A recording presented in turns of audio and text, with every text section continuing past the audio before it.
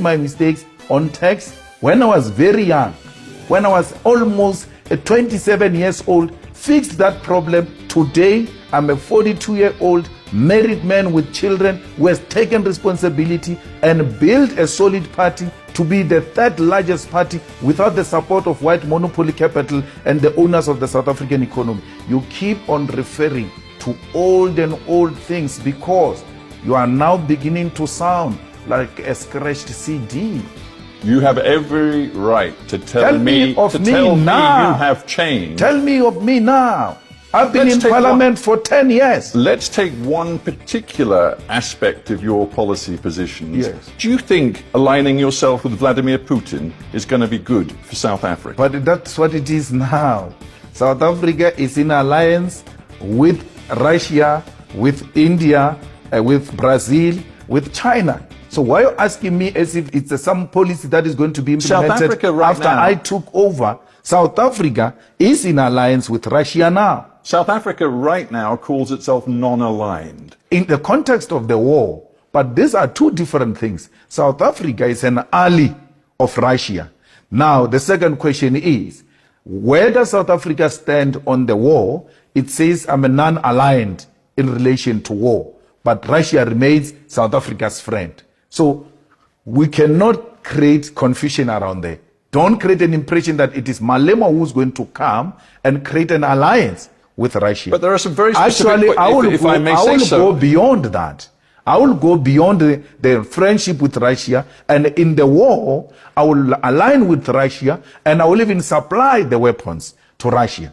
Because Russia is in a war with imperialism, and any agenda that seeks to push back imperialist agendas, it's well within the policies of the EFF. You say, quite clearly, I would arm Vladimir Putin. Yes. You know that the International Criminal Court wants Vladimir Putin to face war crimes charges. It must start with Tony Blair. It must start with George Bush. It must go to Barack Obama. Then it can go to Putin. So let's get this straight. You're saying to me that your policy, if you were in power in South Africa, is quite simple.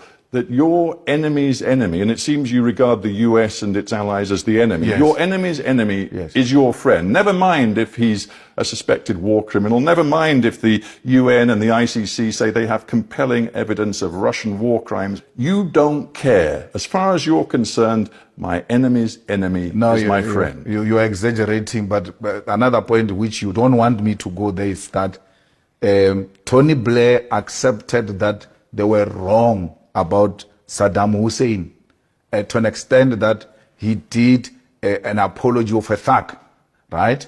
You have never called for his arrest. A man admitting that I was wrong.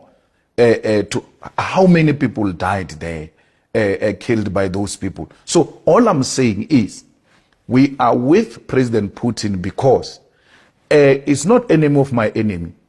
It is an anti-imperialist agenda that says the American dominance and its allies should be undermined at all costs. Anti-imperialism, even though Vladimir Putin is quite explicit about his desire to revive a form of empire. He says countries like Ukraine have no right to independent sovereign existence. He appears to believe that the best thing would be to revive an empire, the Soviet empire. But you're anti-imperialist?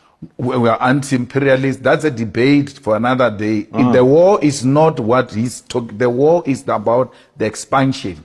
And had there been a common ground found, this could have been avoided. We are not for imperialism, even if it were to come from Russia. If he does that, we'll condemn it. But we know for a fact that progressive forces such as China have also aligned themselves with Putin to try and create an alternative from the imperialist domination of the world.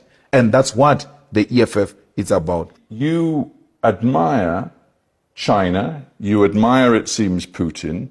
What you seem to have as a vision for South Africa's future is much more along those lines, authoritarianism, than democracy. No, socialism is not authoritarianism. So how can you describe China as progressive? No, it's very progressive. China subscribed to Leninism and Marxism, where the working class control the commanding heights of the economy. And that's what we subscribe for. We are of the means of production being owned and controlled by the states. We want South Africa through the vision and the image of China, where you grow the economy, where you reduce unemployment, where you reduce poverty, and you can't take that away from China. And the state plays the central role with regard to that.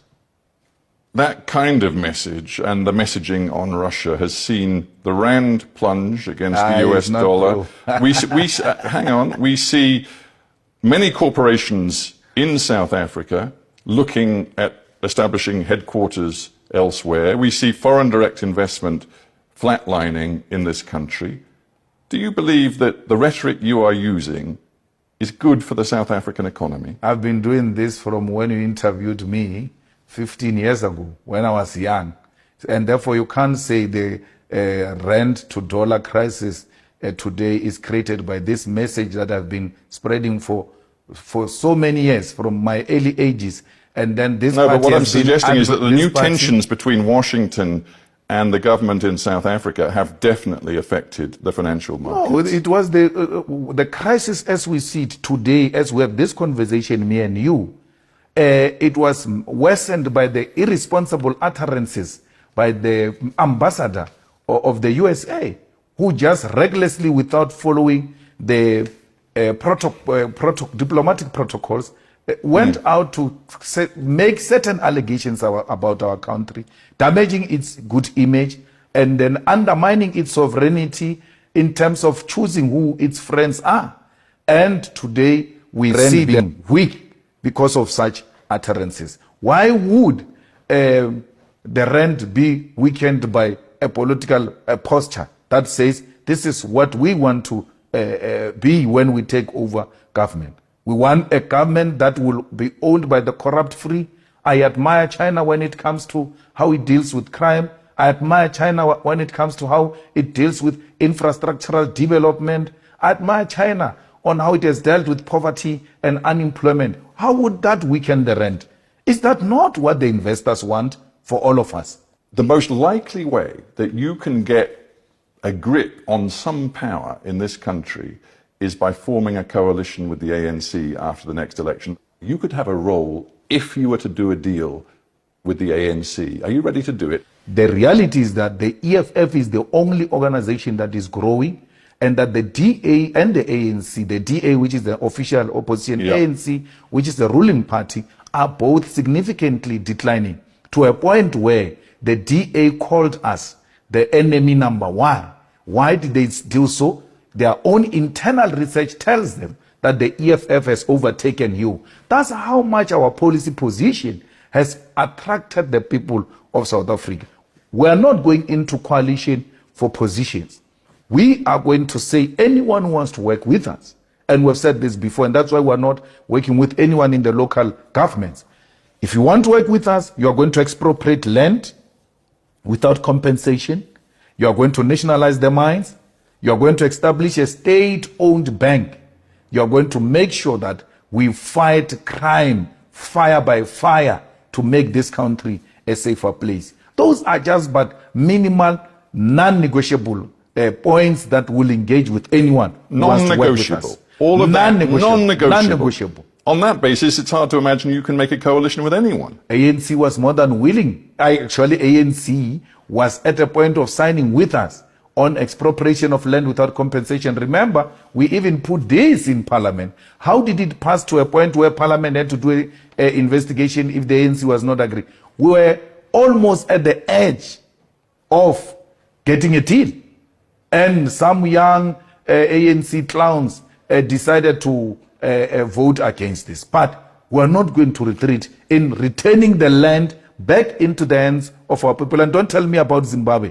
This is going to be done through a democratic means, like we did, in consultation with all South Africans, black and white, on how best do we get the rest of our people owning the land and other strategic sectors of the economy.